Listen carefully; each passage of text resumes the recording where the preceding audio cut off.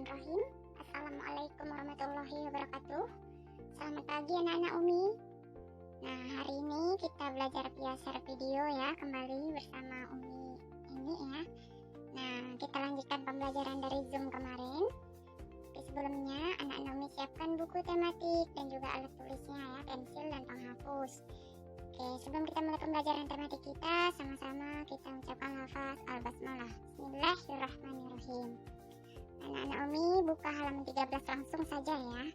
Kita langsung belajar di manfaat istirahat bagi tubuh. Nah, untuk kegiatan amatinya itu kita lewatkan saja. Ayo menalarnya. Manfaat istirahat bagi tubuh itu ada 5 poin ya, bisa dibaca juga. Jadi tidak hanya olahraga dan makan, tetapi beristirahat juga sangat penting untuk kesehatan kita. Nah, ada 5 poin. Yang pertama, manfaatnya adalah penghilang kejenuhan. Oke, jika kita bosan, terlalu banyak melakukan aktivitas ya, bisa kita lakukan dengan tidur seperti itu ya, atau istirahat bisa. Kemudian otot menjadi kendur. Nah, istirahat juga, kalau kita istirahat itu otot kita kembali dalam keadaan semula. Yang semulanya tegang akan menjadi santai. Selanjutnya, proses regenerasi tubuh. Regenerasi organ-organ tubuh ya. Untuk istirahat mampu membantu proses regenerasi tubuh. Jika kita kurang tidur, maka proses pembentukan hormon akan terhambat. Tentunya akan berdampak negatif pada tubuh kita. Selanjutnya, manfaatnya itu memperbaiki suasana hati. Istirahat juga bisa mengembalikan suasana hati. Jika selama ketegangan dalam berpikir atau fisik letih, maka suasana hati akan ikut berpengaruh. Untuk mengembalikannya cukup dengan istirahat sejenak. Nah, yang terakhir, produktivitas meningkat ya. Istirahat bisa meningkatkan produktivitas karena tubuh sudah tidak lagi jenuh. Oke, itu manfaat istirahat bagi tubuhnya. Langsung saja buka halaman 16 anak-anak Umi ya. Pembelajaran ketiga. Nah, di sini kegiatan Ayo Amati berhubungan dengan bagaimana cara menjaga kesehatan. Di kegiatan Ayo Amati ini Maula dan Tiara ya bermain bulu tangkis. Artinya mereka berolahraga untuk menjaga kesehatan mereka, salah satunya ya. Nah, langsung saja ada tips cara menjaga kesehatan ya. Yang pertama itu mencuci tangan ya, dari luar ataupun dari mau makan, sudah makan kita harus cuci tangan ya. Setelah memegang benda sesuatu pun seperti itu kita harus mencuci tangan biar bersih dari kuman dan bakteri. Selanjutnya, menjaga kesehatan itu dengan cara nutrisi harian seimbang. Nutrisi harian seimbang itu bisa mengkonsumsi 4 sehat 5 sempurna ya, biar tubuh kita atau fisik kita sehat dan kuat. Asupan makan dan minuman yang bergizi. Nah, yang ketiga itu menjaga kesehatan mata. Perlu juga menjaga kesehatan mata ya, karena penglihatan kita juga sangat penting. Nah, misalnya kita membatasi jam-jam menonton TV dan juga bermain gadget. Nonton TV pun jaraknya harus 30 cm lebih ya, jangan terlalu dekat. Seperti itu, perhatikan jaraknya. Yang keempat, bergerak atau berolahraga. Seperti yang di kegiatan amati itu bermain bulu tangkis atau berlari, jogging, main ayunan, seperti itu ya. Yang kelima, meluangkan waktu bermain. Nah, salah satunya juga meluangkan waktu bermain bersama teman itu adalah cara menjaga kesehatan.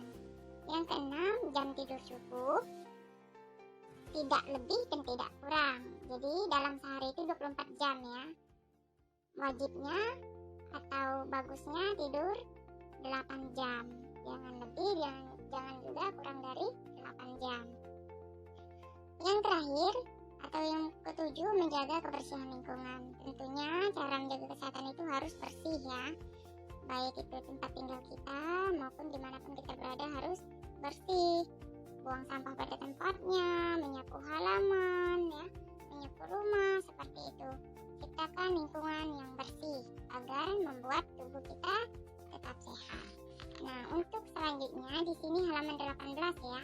1500 yang kemarin kita main tebak-tebakan menjumlahkan pasangan ini. Nah, ini tidak usah ya karena kita sudah belajar di kemarin di Zoom dan Umi harap semuanya sudah mengerti dan paham. Jadi halaman 18-19 itu kita lewatkan saja. Langsung saja di halaman 21. Nah, halaman 21 pembelajaran keempat.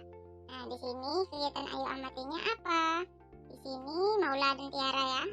Kembali lagi Maula dan Tiara namanya. Mereka mencuci tangan sebelum makan. Intinya di sini gambar yang kita amati mereka sedang makan ya. Sarapan seperti itu. Tapi sebelum sarapan mereka mencuci tangan terlebih dahulu untuk menjaga kesehatan. Nah, selanjutnya ada tips-tips memilih makanan sehat. Yang tadinya kita cara menjaga kesehatan, sekarang tips memilih makanan sehat. Ada 6, bisa dibaca 6 poin. Pertama, kita lihat dari tekstur warna. Amati warnanya.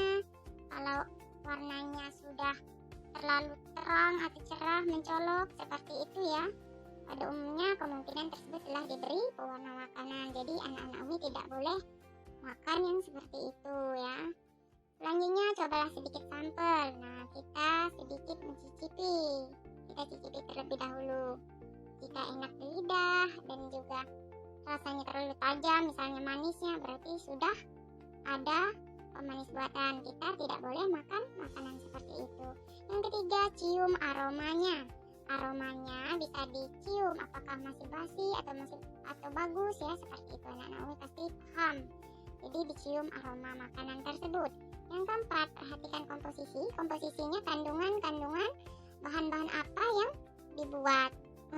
Bahan-bahan apa yang terkandung dalam makanan tersebut. Jika banyak MSG-nya atau banyak kandungan yang zat kimia dan lain sebagainya, pengawet, jadi kita tidak boleh mengambil makanan tersebut ya, makan. Yang kelima, perhatikan kualitas makanan. Jika terdapat jamur, maka tidak baik untuk kesehatan kualitasnya. Yang keenam, pastinya sudah terdaftar di BPOM. BPOM adalah Badan Pengawasan Obat dan Makanan. Jadi kalau makanan yang anak-anak Umi makan sudah terdaftar di BPOM, artinya makanan tersebut sudah bagus untuk kita makan. Nah, ini tips untuk memilih makanan sehat. Aktivitas individunya nggak usah dikerjakan ya.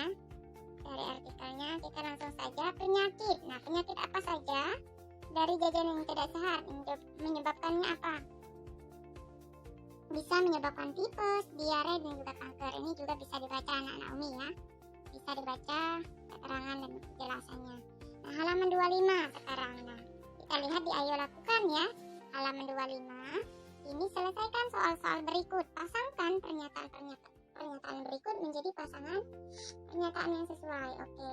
Nah, anak Umi langsung saja pasangkan di bukunya ya. Bahan pengawet makanan yang tercampur dalam darah itu pasangan yang tepat adalah dapat mengakibatkan penyakit gagal ginjal. A. Pasangannya nomor 3. Yang B. Salmonella typhi yang ditularkan lewat makanan terkontaminasi, itu pasangannya adalah dapat menyebabkan penyakit tipes dari bakteri Salmonella typhi. Ini akan menyebabkan penyakit tipes. Yang C. Bahan kimia pengawet bersifat karsinogenik itu memicu terjadinya kanker. C. Pasangannya 1. Dan yang D. Jajanan tidak higienis dan tercemar oleh bakteri dapat menyebabkan diare. Nah, ini pasangan yang tepat ya. Nah, anak Umi tinggal pasangkan saja ya di halaman 25. Nah, untuk halaman 27 kita lewatkan. Halaman 28 sekarang. Halaman 28 anak-anak Umi. Di sini ada dongeng. Dongeng ini yang berjudul Akibat Tidak Patuh Pada Orang Tua. Anak-anak Umi bisa baca ya lebih jelasnya, tapi Umi akan menyebutkan inti dari dongeng tersebut ya, kesimpulannya. Di sini akibat tidak patuh pada orang tua ini diperankan oleh Saladin, ibunya, dan juga ada katak serta ada burung-burung raksasa. Saladin di sini mula-mulanya adalah anak yang rajin, patuh pada ibunya, rajin, nurut, sayang sama ibunya. Tetapi ketika suatu hari Saladin bermain di hutan, ketemu dengan seekor katak. Teot, teot, tiba-tiba katak mendatanginya. Dan katak ini berbicara, "Hai Saladin, kamu jangan membantu ibumu, bermain saja dengan aku." Nah, ternyata Saladin nurut kata katak tersebut. "Iya," katanya, "aku mau bermain denganmu, aku tidak akan bersama ibuku, aku tidak ingin membantu ibuku untuk hari ini." Saladin yang bilang ya. Dan ibunya kembali memanggil Saladin. Ibunya meminta tolong pada Saladin membantunya lagi ya di hari itu, tapi Saladin tidak nurut hari itu karena Saladin sudah bermain bersama katak. Ibunya kecewa dengan apa yang dilakukan Saladin ya terhadapnya, dan ibunya pergi mencari kayu bakar sendiri. Nah, ketika ibunya mencari kayu bakar sendiri di suatu hutan ini, bunyi suara burung yang aneh, kuak kuak, cuit cuit. Burung itu yang mencari mangsa. Nah, ternyata burung itu adalah sekawanan burung raksasa. Ibu Saladin pun diculik sama burung-burung ini. Dan ketika ibunya diculik, ibunya tertinggallah ada ulat bulu, ada bulu dan juga ada air liur burung tersebut ya. Nah, ibunya diambil oleh burung-burung ini, dan kemudian sampai sore Saladin menunggu ibunya pulang, tetapi ibunya tidak pulang. Saat itulah Saladin gelisah ya. Tetapi ketika ia berdoa, ternyata dia bermimpi ya. Tiba-tiba dia mendengar suara menyapanya, "Hai Saladin, jangan menangis. Carilah ibumu di hutan. Ibumu diculik burung raksasa. Bawalah rambut ibumu dan air liur burung itu." Lalu peri burung itu pun menghilang. Ini tanda-tanda yang diberikan peri burung kepada Saladin ya. Esok harinya Saladin pun datang mencari ibunya, dan ternyata setelah dia mencari ibunya pun disekap oleh burung raksasa tersebut. Kemudian ibunya Saladin diselamatkan oleh Saladin ya, dengan cara mencambuk burung-burung tersebut. Mencambuknya dengan rambut ibunya tadi berubah seperti itu ya, berubah menjadi cambuk, dan cambuknya lah burung-burung raksasa. Dan burung-burung raksasa itu ketakutan, sakit, dan juga lari meninggalkan Saladin.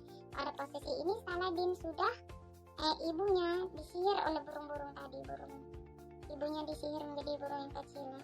Tetapi untuk mengobati ibunya yang disihir burung kecil menjadi burung kecil, air liur yang tinggal itu disuruh peri yang dalam mimpinya tadi, berikan kepada ibumu, nanti ibumu akan berubah menjadi manusia semula. Dan saat itulah ibu Saladin diberikan minuman atau air liur burung raksasa itu. Kemudian ibunya menjadi manusia lagi, dan saat itulah Saladin meminta maaf pada ibunya atas kesalahannya yang tidak nurut. Nah, hikmahnya anak-anak Umi jangan sampai tidak patuh dan nurut pada orang tua ya. Nanti bunda ayahnya kecewa kalau anak-anak Umi tidak nurut. Jadi kita harus patuh dan nurut kepada orang tua.